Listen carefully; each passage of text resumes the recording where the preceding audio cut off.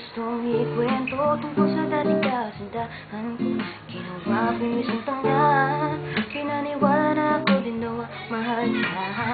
At alam niyo ba, dalawa kami noon sa puso niya, na pinagsabay ako'y pinaghintay, pinamagpuan na isang araw ako ang kanyang iibigin.